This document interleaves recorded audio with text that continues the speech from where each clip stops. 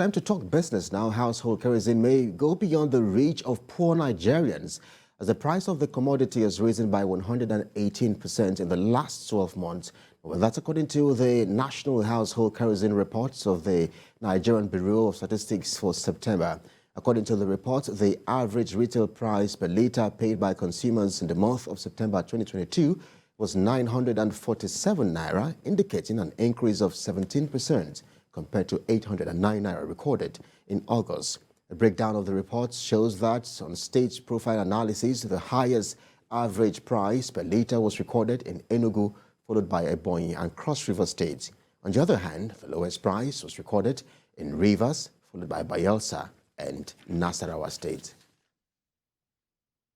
The Central Bank of Nigeria has released a supervisory framework for payment service banks. The framework, among other things, empowered the PSB operators to sell foreign currencies, especially dollars, to authorize the foreign exchange dealers. The CBN framework also authorized the PSBs to accept deposits from individuals and small businesses, which shall covered by deposit insurance scheme, carry out payment and remittances services through various channels within the country. The framework also says the operators are expected to leverage on technology to provide services that would be easily accessed by the unbanked population and those who are in hard-to-reach areas in the country. The Nigeria Interbank Settlement System has revealed that bank customers in the country transferred a total of 12.8 trillion naira over mobile devices between January and September this year. The NIBSS data for mobile money transfers for the 9-month period indicates a surge in the use of mobile for financial transactions. So the value of deals through the channel has already surpassed the 8 trillion naira recorded in the full year of 2021. Year on year, the data shows that the value of mobile transactions has grown by 153% in the 9 months of this year compared to the 5.06 trillion naira recorded in the same period last year. The surge is in the use of mobile for financial transactions and was buoyed by the rise in mobile connections across Nigeria. Let's shift attention now to foreign stories as the US dollar weathered another suspected blast of Japanese intervention to push higher on the yen today, while most share markets rallied on the hint of an eventual slowdown in US rate hikes. And Fed helped S&P 500 futures add 0.5% in Asia, while Nasdaq futures rose at 0.6%. And Eurostoxx 50 futures jumped at 1.2%, while FTSE futures added 0.5%.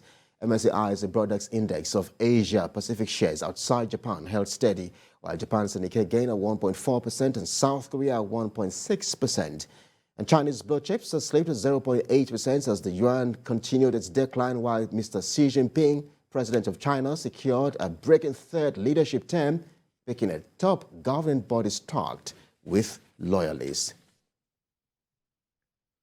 Meanwhile, the pound has gained on the dollar as Mr. Boris Johnson dropped out of the Tory leadership race, leaving Mr. Rishi Sunak as the favorite to become new UK Prime Minister.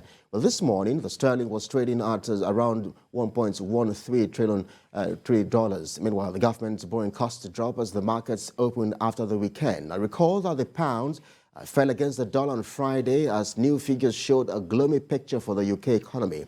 Speaking on TVC News program Business Nigeria, Investment and Financial Advice on Friday, Mr. Gbengba Okuriola shared his views on the economic chaos in the UK. Judging from what happened when the Chancellor, that was Kwasi, Mr. Kwasi, when he was asked or when he was sacked, it showed that there was some crack, in the government, and the events that built up eventually to the resignation of the Prime Minister were all something that were expected based on certain things that were already, dynamics that were happening in the polity. But unfortunately, it's not really a United Kingdom thing alone. It's something that has engulfed the entire world, whereby we see a lot of economy going down, all-time low. For example, in the United Kingdom, the inflation rate is about 10.1%, which is about the lowest, or rather, which is about the highest in the last 40 years. But it's like I said, it's not just the United Kingdom that is having this kind of economic turmoil. This is the first time in a long while that the inflation rate will be a two-digit figure. Initially, when this whole economic issue started, it was estimated that by December, probably the inflation rate will be around 9%. But we are in October now, and it's 10.1%. Mr. Gbenga Okuriola, an investment and financial advisor, speaking there on Business Nigeria on Friday. Let's shift our attention now to other stories in Japan, where policymakers today continued efforts to tame sharp yen falls, including through 2 straight market days of suspected intervention, but ultimately failed to prop up the currency against persistent dollar strength.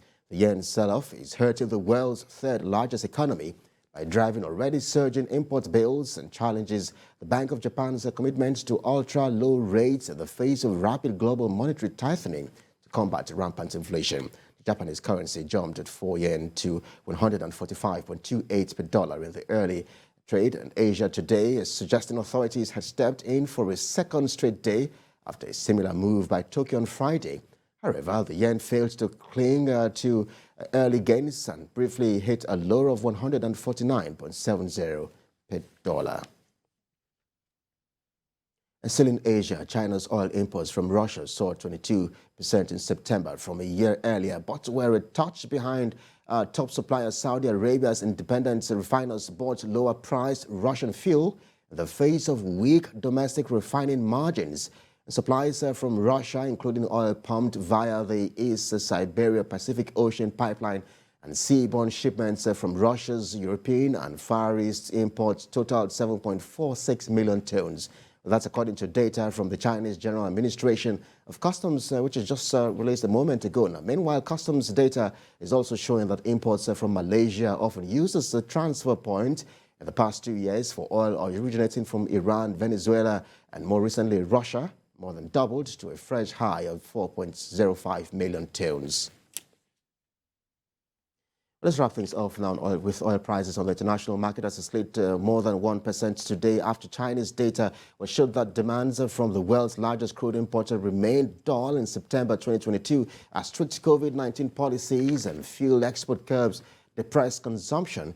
U.S. West Texas Intermediate crude remains on the red zone, selling for $83.79 per barrel with a downward price margin of 1.48%. And Brent crude futures sell for $92.41 per barrel with a price decline of 1.17%. And Bonny Light also in the red zone, selling at $92.40 per barrel with a downward price review of 1.30%. And for the OPEC basket, crude oil dealers are offering $92.48 per barrel with an uptick of 3.57%.